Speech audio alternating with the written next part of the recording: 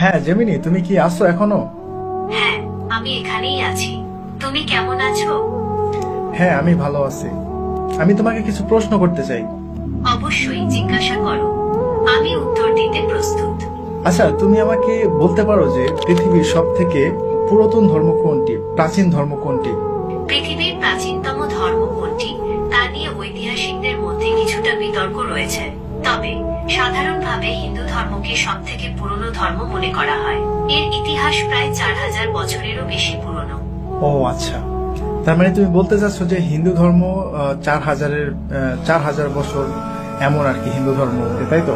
হ্যাঁ, মোটামুটি 4000 বছর আগে এই ধর্মের উৎপত্তি। আচ্ছা, তাহলে এখন বলো যে ইসলাম ধর্ম কত পুরনো, ইসলাম ধর্মের বয়স কত?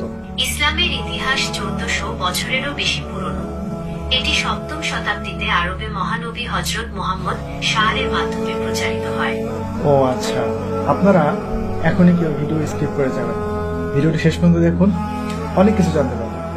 আচ্ছা, তুমি কি হযরত ইব্রাহিমকে চিনো? ইব্রাহিম কে কে ছিলেন বলো তো? ইব্রাহিম ছিলেন একজন নবী এবং রাসূল। তিনি ইসলাম, খ্রিস্টান এবং ইহুদি ধর্মে একজন গুরুত্বপূর্ণ ব্যক্তিত্ব। মুসলিমরা তাকে আল্লাহর একজন প্রিয় বান্দা এবং ইসলামের একজন গুরুত্বপূর্ণ নবী মনে করে।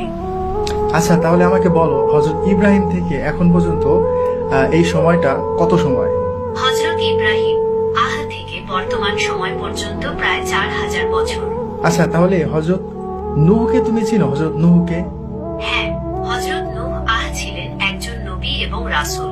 তিনি আল্লাহর আদেশে একটি বিশাল নৌকা তৈরি করেছিলেন এবং সেই নৌকায় বিভিন্ন প্রাণী ও মানুষকে বাঁচিয়েছিলেন। হযরত নূহ এর সময়কালে মহাপ্লাবন হয়েছিল, যা ইতিহাসে একটি গুরুত্বপূর্ণ ঘটনা। আচ্ছা, তুমি আমাকে আরেকটি বিষয় বলো যে পৃথিবীতে মূর্তি পূজা কবে থেকে শুরু হয়েছে? পৃথিবীতে মূর্তি পূজা ঠিক কবে থেকে শুরু হয়েছে তা স্পষ্ট করে বলা কঠিন।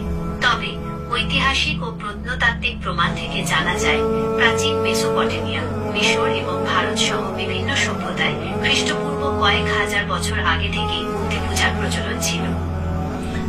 আচ্ছা ঠিক আছে, আনুমানিক এর বয়সটা কত হবে? আনুমানিক খ্রিস্টপূর্ব 5000 বছর আগে মেসোপটেমিয়ায় প্রথম মূর্তি পূজা শুরু হয়েছিল বলে মনে করা হয়। ওকে, হযরত নূহ থেকে এখন পর্যন্ত এই সময়টা কত সময়? হযরত নূহ থেকে বর্তমান সময় পর্যন্ত প্রায় 6500 বছর। ওকে, তাহলে এখন ইসলামে হাদিস রয়েছে হযরত নূহ আলাইহিস সালামের সময়ে মূর্তি পূজা শুরু হয়েছিল।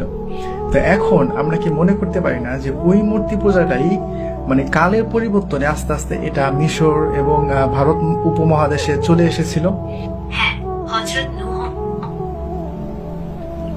এর সময়কালে মূর্তি পূজা শুরু হয়েছিল এবং সময়ের সাথে সাথে এটি অন্যান্য অঞ্চলে ছড়িয়ে পড়েছিল।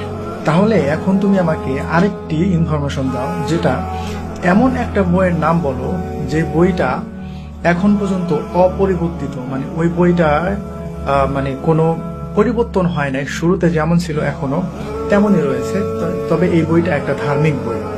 মুসলমানদের পবিত্র ধর্মগ্রন্থ কোরআন অপরিবর্তিত রয়েছে। এটি একটি ঐশ্বরিক গ্রন্থ যা আরবি ভাষায় অবতীর্ণ হয়েছে। মুসলমানরা বিশ্বাস করে কোরআন আল্লাহর বাণী এবং এটি মানবজাতির জন্য পথ প্রদর্শক। তাহলে কি এমন একটি গ্রন্থ যে গ্রন্থের মধ্যে কোনো পরিবর্তন নাই, যেটা ধার্মিক গ্রন্থ, তো এমন একটি মানে গ্রন্থের কোনো একটা ইতিহাস বা কোনো একটা ইনফরমেশন যদি এই গ্রন্থ থেকে দেয়া হয়, তাহলে সেটা কি বিশ্বাস করা যায়? হ্যাঁ, অবশ্যই।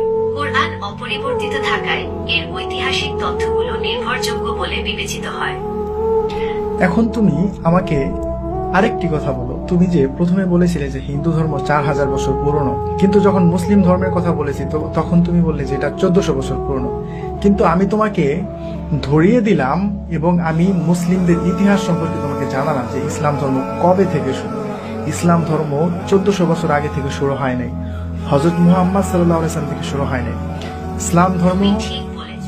ঠিক আছে, আমি বুঝতে পেরেছি। তুমি ইসলামের ইতিহাসের সময়কাল নিয়ে জানতে চেয়েছিলে। যেহেতু ইসলামে হযরত আদম থেকে শুরু করে সকল নবী রাসূলগণের কথা উল্লেখ আছে, তাই এর ইতিহাস অনেক পুরনো।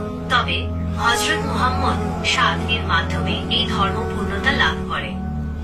হ্যাঁ, এটা বলা যায় যে হযরত মুহাম্মদ সাল্লাল্লাহু আলাইহি সাল্লামের হাত ধরে ইসলাম ধর্মের যে পূর্ণতা সেটা লাভ করে, কারণ হযরত মুহাম্মদ সাল্লাল্লাহু আলাইহি সাল্লামের পরে আর কোনো নবী আসবে না এবং এখানে ইসলাম সম্পূর্ণ করে দেওয়া হয়েছে। তবে ইসলামের শুরুটা হচ্ছে হযরত আদম থেকে, নূহ, ইব্রাহিম, তারপরে হযরত মুহাম্মদ সাল্লাল্লাহু আলাইহি সাল্লাম, আর অনেক মাঝখানে অনেক নবী রাসূলগণ